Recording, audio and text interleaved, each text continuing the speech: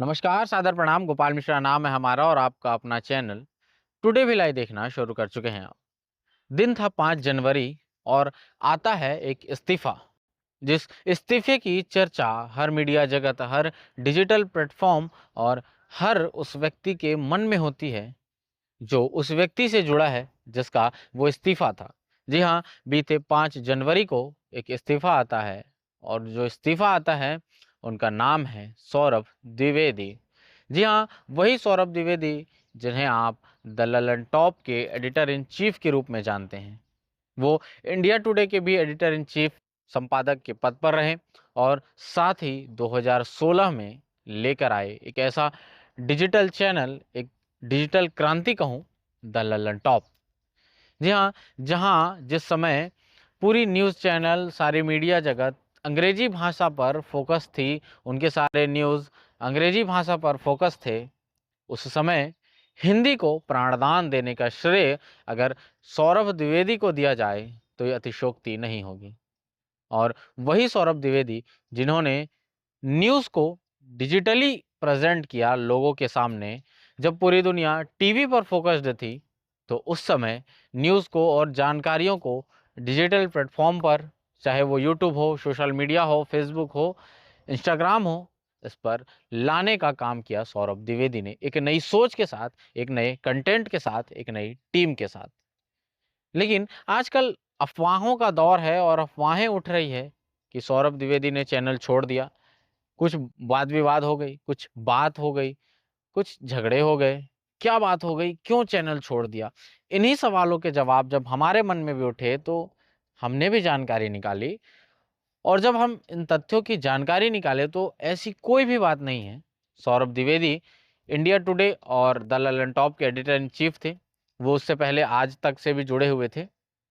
लेकिन वर्तमान में उन्होंने अपने मन से इस्तीफा दिया है। कोई वाद-विवाद इसका कारण नहीं है, बल्कि इस्तीफे का कारण सिर्फ़ इतना है कि वो अब इस डिजिटल जो चैनल है, इसकी कमान एक नई सोच, नए नेतृत्व के हाथ में सौंपना चाहते हैं।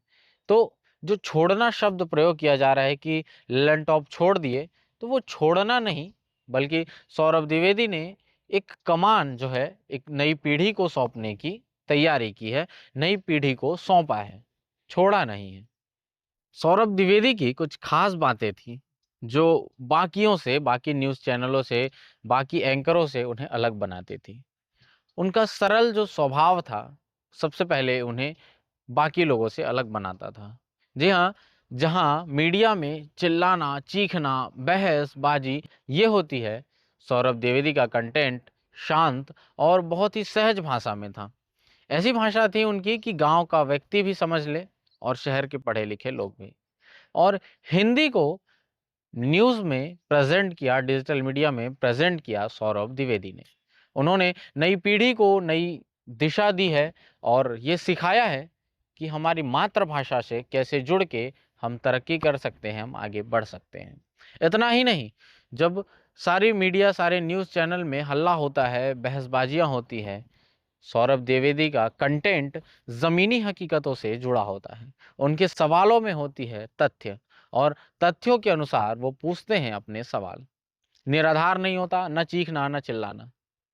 द ललन टॉप एक ऐसा नाम है जिसकी शुरुआत सौरभ द्विवेदी ने 2016 में की और उसी के साथ वो इंडिया टुडे के एडिटर इन चीफ के पद पर भी रहे और वर्तमान में उन्होंने जो सौंपा है वो कुलदीप मिश्रा को सौंपा है। कुलदीप मिश्रा अब लल्लन टॉप की ज़िम्मेदारी सँभालेंगे।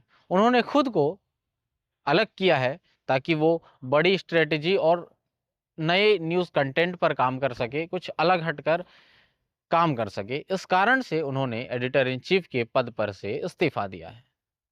एक समय था जब पत्रकारिता जगत में पढ़े-लिखे लोगों को ही रखा जाता था, अनुभवी लोगों को ही रखा जाता था और उस समय सौरभ द्विवेदी ने द ललन टॉप में रखने शुरू किए युवा, नई सोच, नई क्रांति।